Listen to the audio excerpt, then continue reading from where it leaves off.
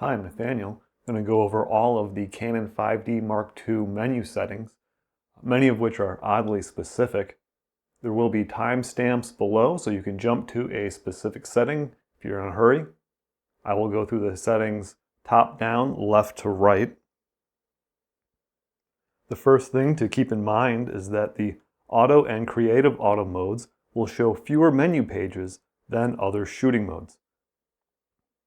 I'm going to leave the camera in aperture priority because that is the mode I use the most. Quality allows the image format and size to be selected. The camera can record both RAW and JPEGs together or individually in any of the different sizes.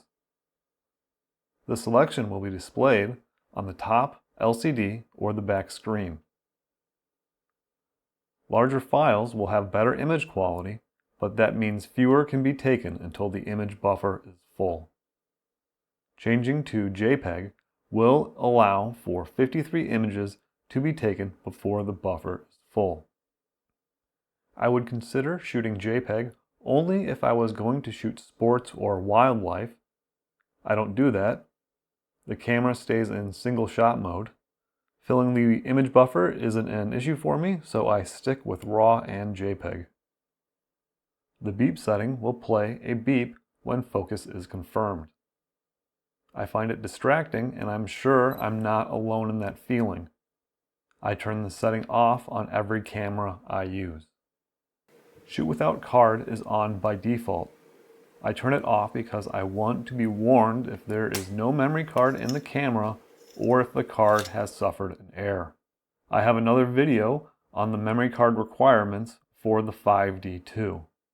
I use a compact flash to SD card adapter, so I feel like there are multiple things that could go wrong. You'd probably need the setting to be on if you were going to shoot tethered. Review time sets how long an image will be displayed on the screen after it has been captured. I don't review my shots in camera very often. Keep in mind that the screen being on will reduce battery life, so this is another setting that I turn off on every camera I use. I believe that peripheral illumination correction corrects vignetting on JPEG images if the camera is loaded with lens correction information. Correction data is not available for either of the lenses I have. The manual mentions being able to load data for lenses with the EOS utility software. I have no interest in messing with outdated and unsupported software. You can easily correct for vignetting in any image post-processing software. This is a way to set exposure compensation in auto exposure bracketing. The quick control dial adjusts exposure compensation. This can be useful if you want to leave the quick control dial in the locked position. The main dial can be used to set auto exposure bracketing. That will take a series of images at different exposures. One use for this feature would be to create HDR images. This allows the white balance to be set. This is the same as using the white balance button by the LCD or changing it through the shoot function menu on the back screen. The color temp setting can be changed with the main dial. I have it set to 5200 Kelvin for when I use a flash, otherwise I stick with auto white balance. Custom white balance allows you to set the white balance based off of a captured image. To use this, you would want to fill the frame of an image with a gray card. This has not been a feature I have used. I rely on editing RAW files if I need to correct white balance. White balance correction and white balance auto bracketing are controlled here. These settings are only applied to JPEGs. The joystick will allow you to move the white balance color correction point around. The quick control dial will set the white balance bracketing step distance so that 3 images with different white balances will be created from each shot. I can see this feature as being great for news or live events where photos need to be delivered as quickly as possible. Shooting RAW and not needing to deliver quickly means I never need to use this. Color space determines if sRGB or Adobe RGB is used for JPEGs. I stick with sRGB because it has the best web compatibility. If you are going to edit JPEGs, go with Adobe RGB. This setting does not apply to RAW files. With RAWs, you can pick your color space when exporting from post-processing software. Picture style is a slightly different way to select and edit picture styles than using the dedicated button. Three profiles can be user-defined based on sharpness, contrast, saturation, and color tone. The selected picture style will be applied to JPEGs, but not to RAWs. Dust deletion data is meant to be used with Canon's digital photo professional software. The software is no longer supported, but you might be able to find a version of the software on Canon's site. I do not believe anything is available for a currently supported operating system, which means you might have to figure out some workarounds. Protect images will not protect them from a memory card being formatted. It will protect them from the Erase Images option further down in the menu. Pressing the Set button will protect an image. An image that is protected will have a key icon showing it is locked. Pressing Set again will remove the protection. I use an SD to compact flash card adapter, so I have no worries about needing to buy expensive compact flash memory cards. Rotate allows you to rotate images with the Set button. There is a setting coming up that will auto-rotate images taken in portrait orientation. This isn't a feature I've ever used, but I guess it's nice that it's here. Erase Images gives three options. Select and erase images, all images in folder, all images on card. Protected images will not be erased by any of these options. I prefer to cull on a computer, but this is a good feature to know how to use.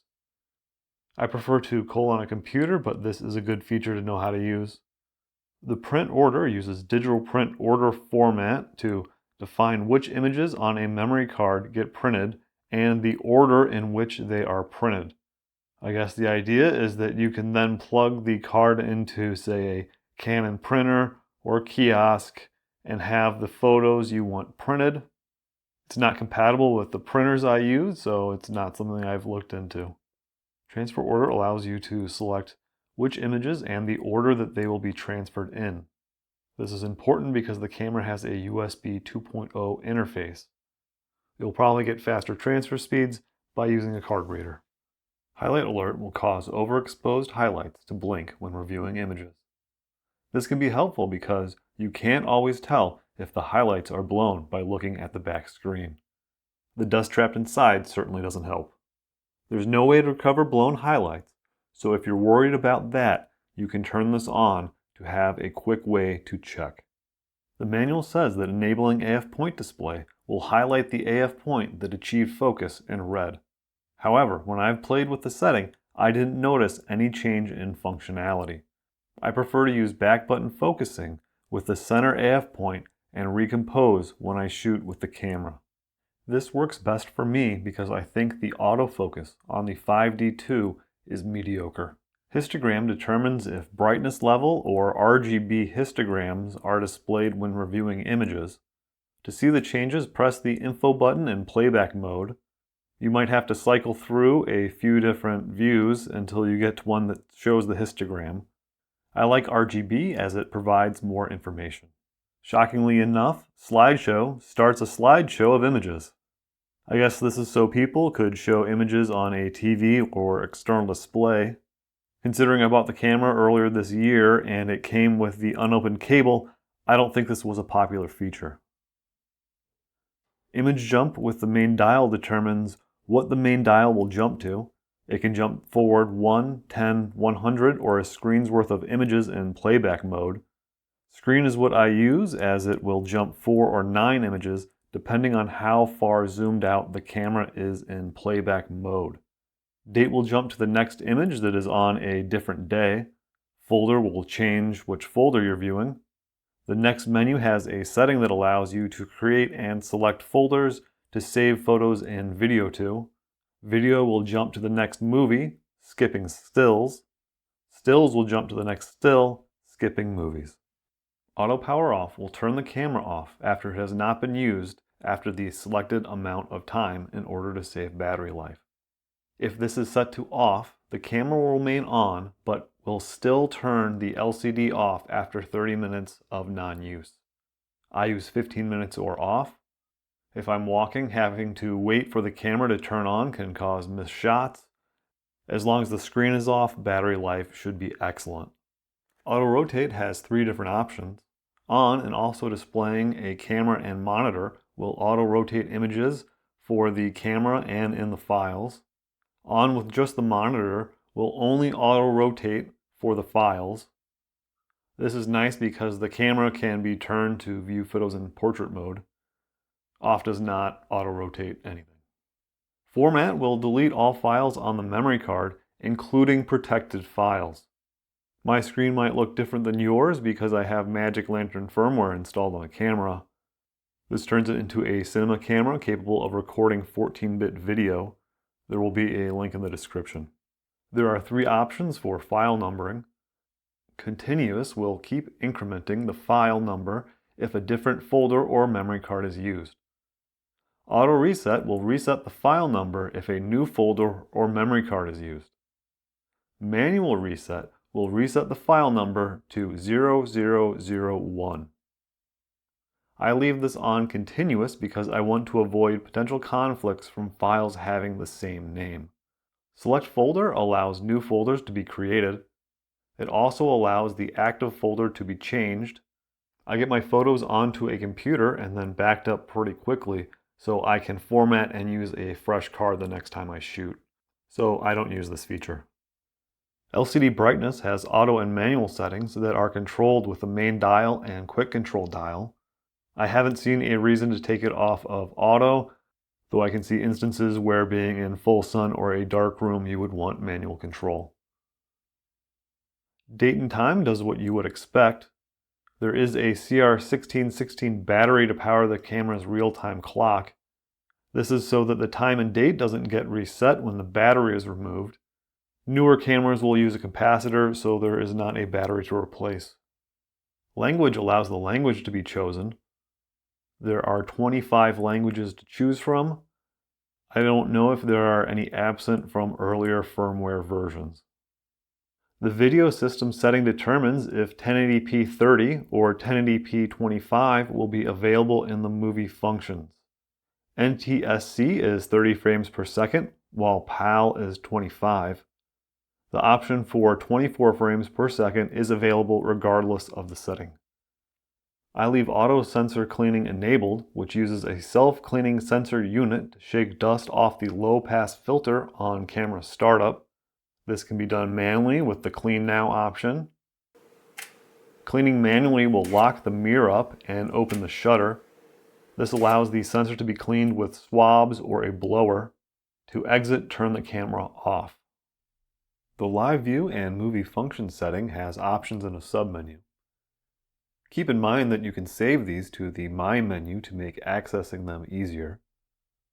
The Live View function setting will determine if Live View is disabled, enabled for stills only, or stills and movies. Then there are more options. I go with the movie display as I am not interested in using Live View for photos. Grid display gives the option for 2 different grids. I leave this off as I don't need any framing assistance, but I can see how having the rule of thirds grid would be helpful.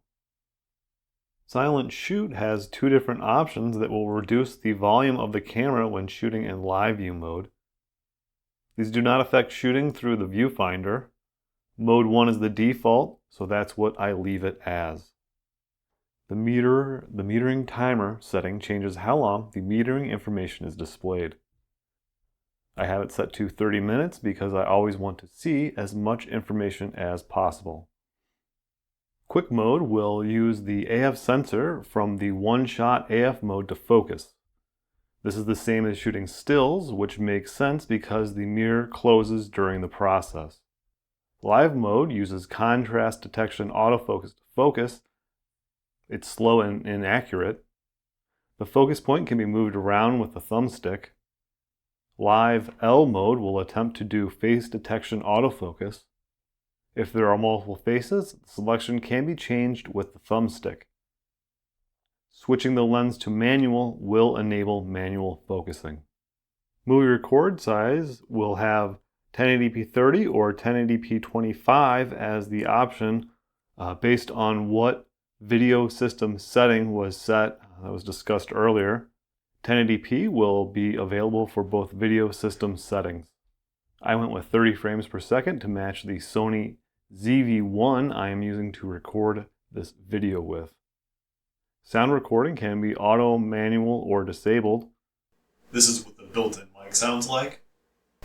And now I've gone through and edited the audio with Audacity. My suggestion is to leave it in auto so the video can easily be synced up with a separate audio recording. Battery info displays the battery, remaining charge, and shutter count, which is the number of shots taken with the current battery.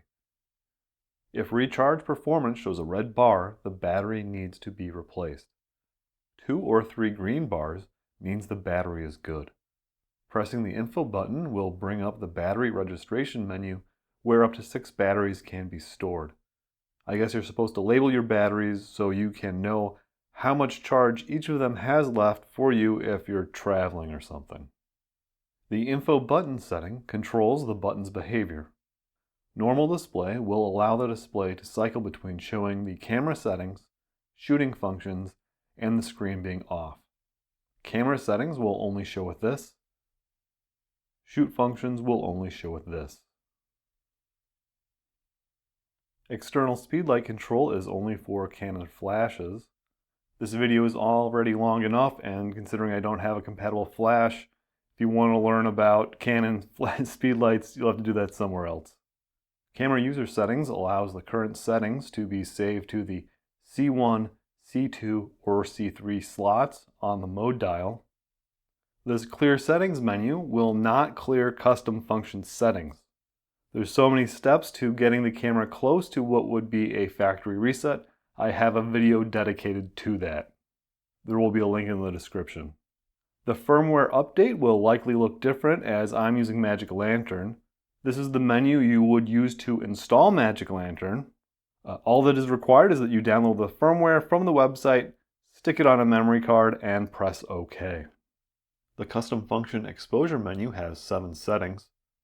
Exposure level increments allow for either 1/3 stop or half stop increments to be used for adjusting the shutter speed, aperture, exposure compensation, auto exposure bracketing, flash exposure compensation, etc. I prefer the finer control of 1/3 stop adjustments, which is the default. ISO speed setting increments allow for ISO to be adjusted in either 1/3 stop or full stop increments.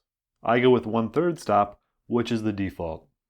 Turning ISO expansion on will enable L or low ISO mode, which is equivalent to an ISO of 50. H1 is equivalent to 12,800, and H2 is 25,600. If highlight tone priority is enabled in Custom Functions 2, the expanded ISOs will not be available to be used.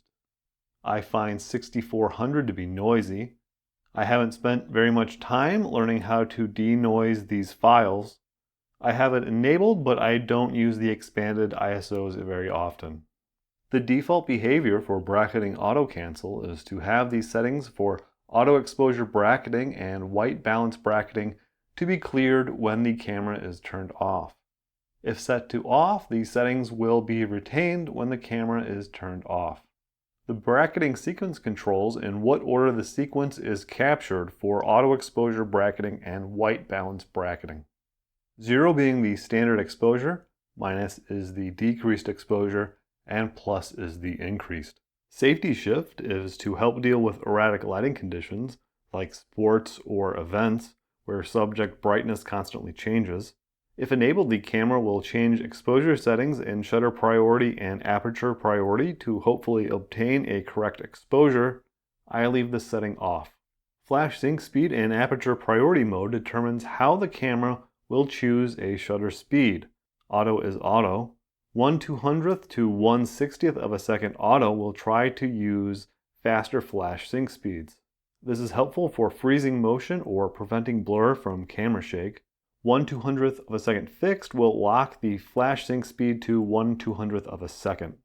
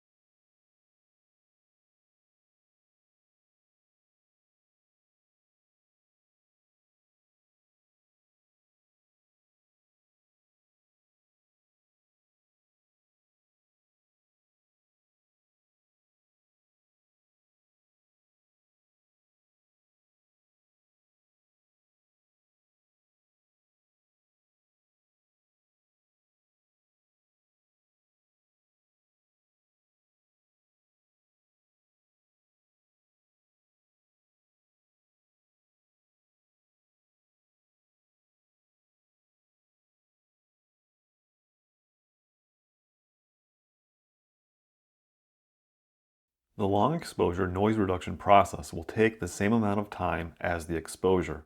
With auto, exposures that are 1 second or longer will have noise reduction performed if the camera detects noise. On will do noise reduction for every image that has a 1 second or longer shutter speed. If I was going to do long exposures, I would test in-camera noise reduction versus doing it in post-processing. High ISO speed noise reduction reduces noise at all ISO speeds, but is more noticeable at high ISO speeds. Using strong will slow down the maximum frame rate possible. I have not done any testing on these settings, so I do not have an opinion. If highlight tone priority is enabled, the ISO speed range will be limited to 200 to 6400. A D+ will be displayed on the top LCD. The idea is that more detail will be preserved in the highlights of JPEG images. I do not use this setting, as ideally I would like to shoot the camera at the base ISO of 100. The auto lighting optimizer adjusts the brightness and contrast of JPEGs. It does not affect RAW files. I have not tested this setting, so I leave it on standard. Lens drive when AF impossible determines if you want the camera to continue to try to achieve focus. Continuing to try to achieve focus can be an issue for super telephoto lenses, where they're going to become greatly out of focus in that process. Turning this setting off would combat that problem. The lens AF stop button function determines what the button does on a super telephoto IS lens. AF point selection method determines which controls are used to select focus points, which is useful for quickly changing them. With normal, the focus point selection button by the top LCD needs to be pressed. Then the multi-controller, quick control dial, and main dial can be used to select a focus point. The multi-controller direct setting does not require pressing the focus point selection button. Moving the multi-controller will move the focus point. Quick control dial direct has the same behavior, but with the dial controlling focus point selection. If superimposed display is set to off, AF points will not light up in the viewfinder. AF assist beam firing will enable the assist beam in any compatible Canon Speedlite. I turn this off on every camera I own unless I'm in a situation where I feel it is needed. Autofocus assist beams are distracting and can annoy other people. Enabling mirror lockup will reduce camera vibrations when capturing a photo. This is helpful for macro photography. AF point area expansion will aid in tracking erratic subjects. When enabled, selecting AF servo autofocus and the center autofocus point, the 6 assist autofocus points will also function. I don't normally shoot with AI servo autofocus, but I am actually interested in testing this setting. Autofocus microadjustment allows for fine-tuning on lens autofocus. In order to do this, you're going to need a lens focus calibration chart. So I would not recommend messing with these settings unless you know what you're doing. Shutter button / AF on button is where back button focusing is. 0 is the default, where the shutter button controls focus and exposure. With metering, autofocus start / autofocus stop, pressing the AF on button will stop autofocus. 2 is back button focusing. Pressing the AF on button will turn the autofocus on. Once focus is achieved, the shot can be recomposed. In automatic exposure modes like aperture priority, the exposure will be set when the shutter button is pressed and the image is captured. This is the setting I use. With AE lock/metering and autofocus start, the AF on button turns focusing and metering on. Half pressing the shutter button will lock the exposure. And finally, the fourth option is to disable the button. The AF on/AE lock button switch does exactly what it sounds like. It switches the function of the two buttons. The Assign Set button allows functions to be assigned to the button. The options are image quality, picture style, menu display, image replay, quick control screen, and it will begin recording movies in live view. Dial direction during shutter priority and aperture priority allows the dials to be reversed. If the focusing screen is changed, this setting will need to match the new screen type. Add original decision data requires an original data security kit in order to use the feature. I don't have one and I have no interest of getting one. The clear all custom functions is how all of these settings are put back to the defaults. My menu allows you to register settings. This is helpful for settings that are nested deep within the menus. Sort allows the settings to be reordered. My menu settings will always be on the bottom. Delete allows a setting to be removed. Delete all will remove all of them. If enabled, display from my menu will always open the menu to my menu. When it is disabled, opening the menu will open the previous position in the menus. I leave this off, but in many circumstances, I can see this as being very helpful. I hope that helped you get your camera dialed in for the next time you take it out shooting. Thank you for watching. Make sure to check the Canon 5D Mark II playlist for more helpful videos like this. Please consider subscribing if you haven't, and I will see you in the next video.